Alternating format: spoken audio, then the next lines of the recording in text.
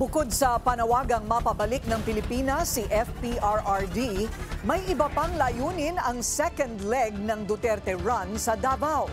Alamin kung ano yan sa agenda report ni Edith Isidro ng Abante.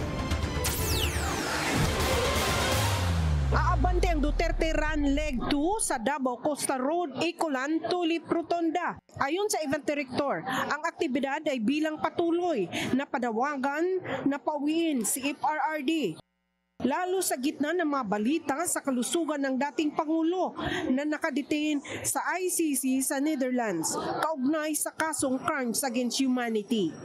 Duterte Run actually is for us to keep the fire burning, to bring our mayor back to Davao City. Sa leg 2 ng FPRRD Run, pwede na isama pati ang mga alagang hayop. Benepisyaryo nito ang Field of Dreams Children's Foundation na dati pang tinutulungan ni FPRRD. In connection with our pet run, meron din tayong beneficiary na Bantay Hayop Davao, isang registered animal shelter.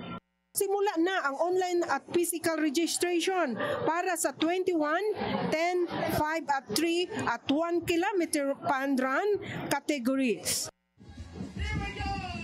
Itinakda ito sa November 23 na inaasahang lalahukan ng nasa 5,000 katao. Matatandaang malakas ang tinanggap ng suporta ng Duterte Run noong isang taon matapos siyang hulihin at isuko sa gobyerno sa ICC. Para sa agenda, Edith Isidro, Abante, Davao City. Manatiling nakatutok sa Bilyonaryo News Channel. Sumubaybay sa aming social media accounts at mag-subscribe sa aming YouTube channel para sa mga bago at eksklusibong balita.